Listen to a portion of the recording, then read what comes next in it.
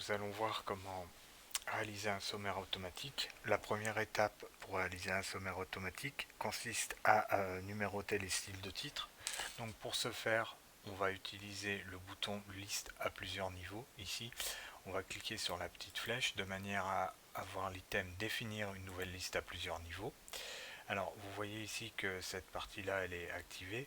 Si toutefois elle n'est pas activée chez vous, il faut tout simplement cliquer sur plus ici pour pouvoir associer le niveau de numérotation au style de titre.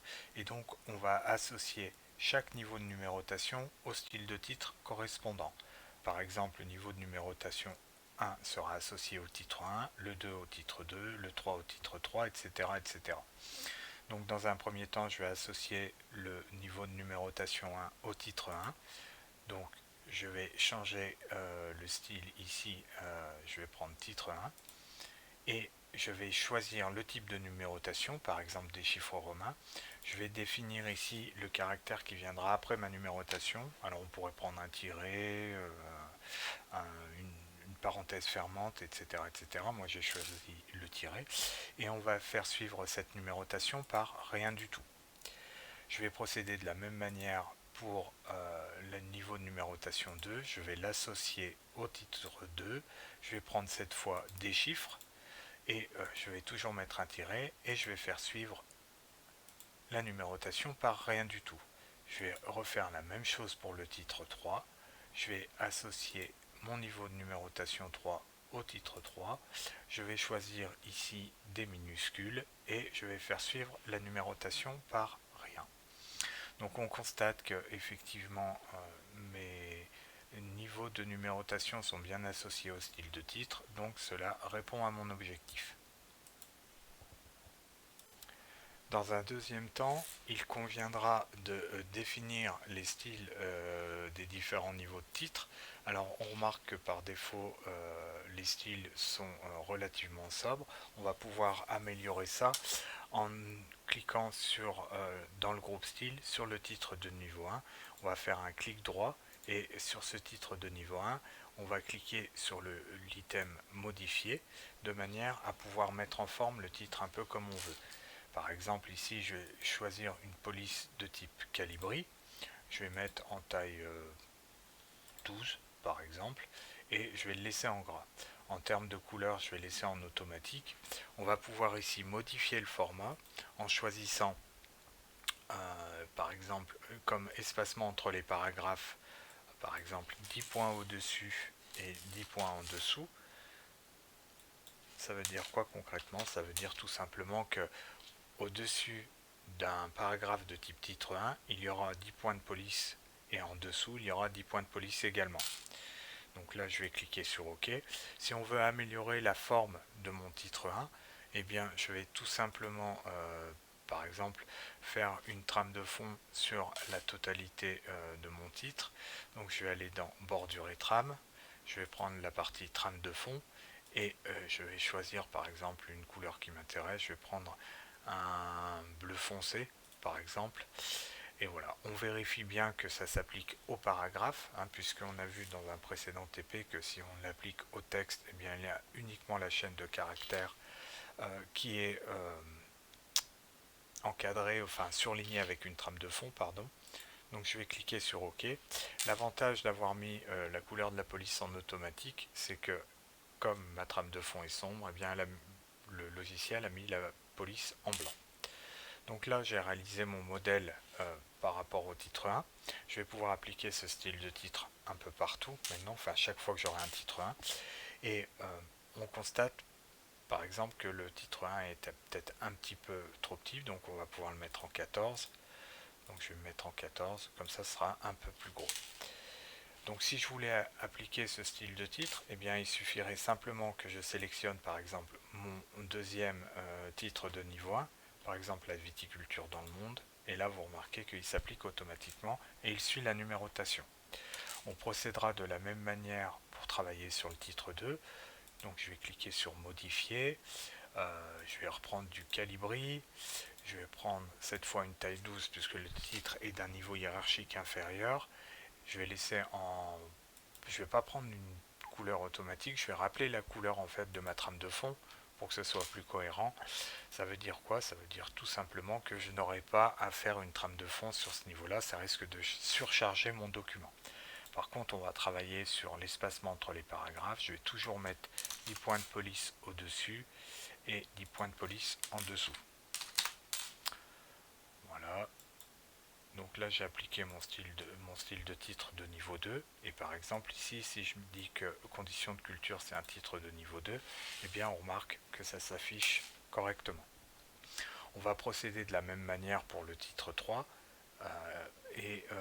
Comme ça nous permettra de définir les 3 styles de titre dont on a besoin pour réaliser le sommaire automatique de notre document. On a donc édité nos styles de titre aussi bien pour les niveaux de titre 1, 2 et 3 et on les a appliqués sur l'ensemble de notre document afin que l'on puisse réaliser par la suite le sommaire. Eh bien, on va maintenant procéder à la pagination du document. Et donc on va cliquer sur le ruban insertion, on va choisir un numéro de page et on va se mettre en bas de page en mettant une pagination au milieu et voilà. On va convertir maintenant ces données là en tableau puisque c'est ce qui est demandé dans le TP.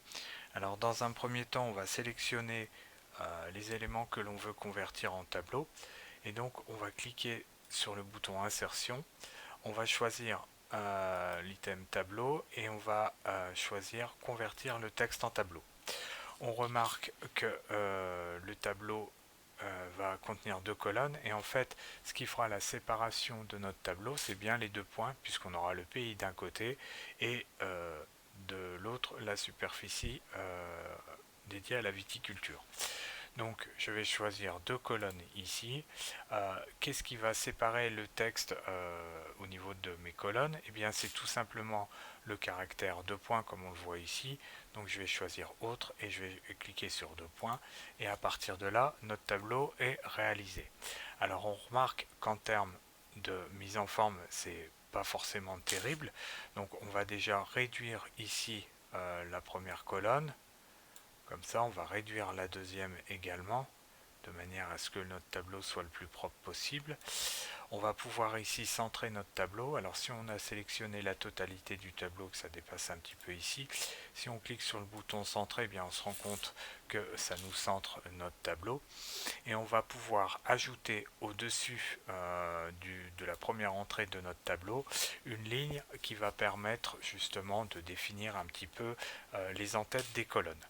Alors pour ajouter une ligne, je vais cliquer sur l'option sur le ruban disposition, je vais cliquer sur insérer au-dessus. On remarque qu'il y a une nouvelle ligne qui s'est créée. Cette ligne, je vais la centrer aussi bien horizontalement que verticalement ici et je vais marquer par exemple ici pays. Voilà, et à côté je vais marquer superficie. Alors si je veux faire quelque chose de plus propre, je peux augmenter la hauteur de ma ligne ici de manière à ce que on remarque bien que c'est une en-tête de colonne et je peux par exemple appliquer une trame de fond à mon tableau en cliquant sur le bouton accueil et en choisissant comme trame de fond une couleur qui va rappeler un peu la couleur de mon document. On va pouvoir ensuite procéder à l'insertion des images.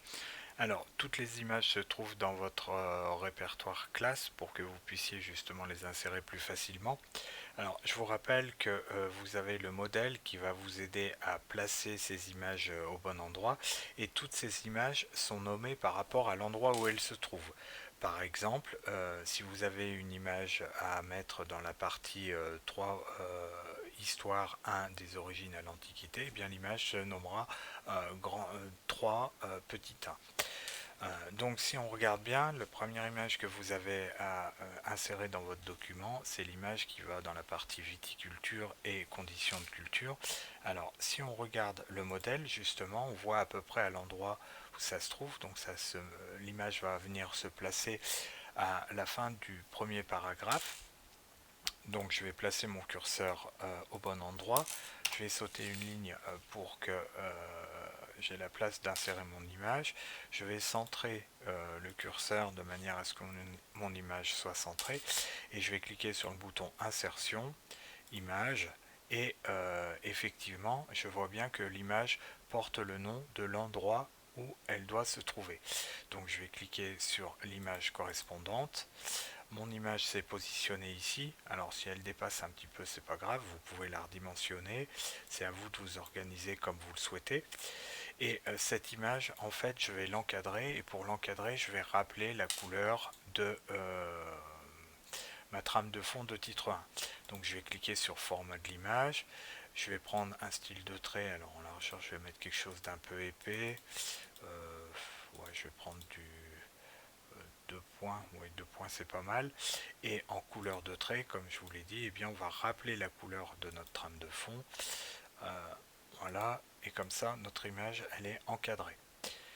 Ensuite, vous avez d'autres types d'images à insérer, notamment l'image qui va aller dans la partie grand 3 petit 1.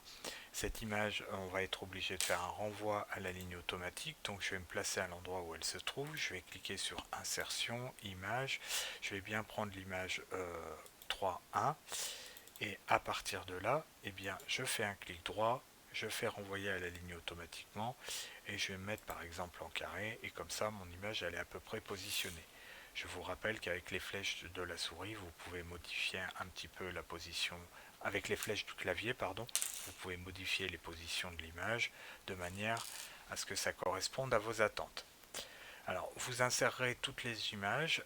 Si vous regardez bien au niveau du document, eh bien, vous remarquez que certaines images vont être à insérer dans un tableau. C'est la technique qu'on avait vue dans le précédent TP.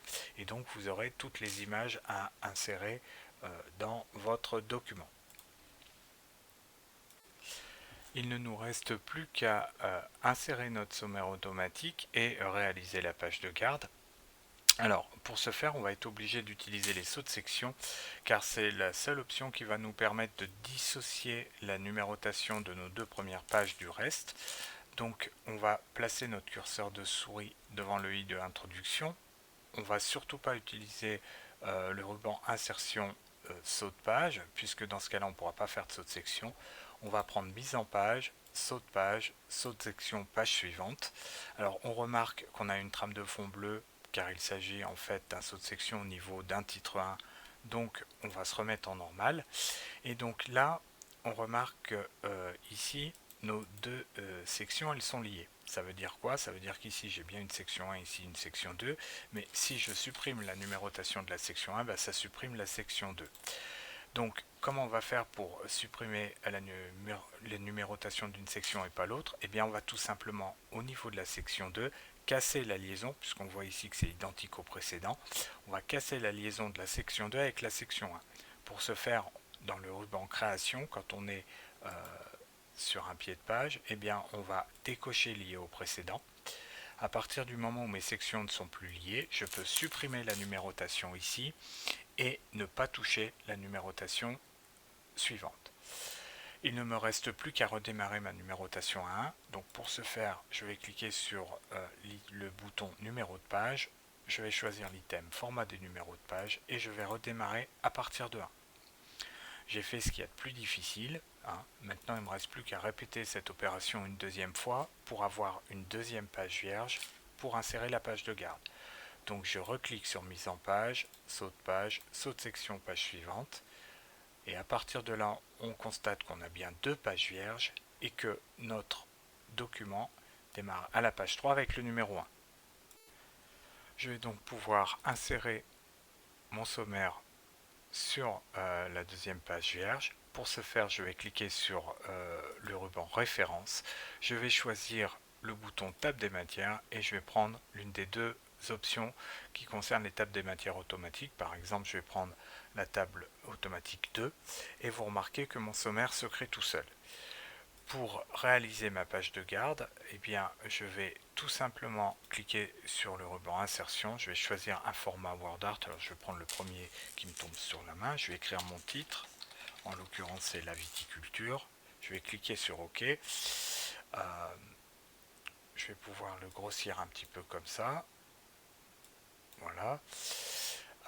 Je vais décider en cliquant sur l'option format de changer la position. Je vais le mettre à peu près par là.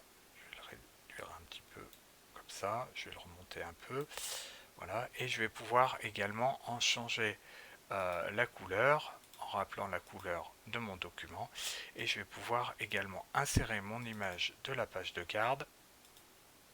Voilà. Que je vais placer ici. Alors, en termes de position, je vais la centrer également. Voilà.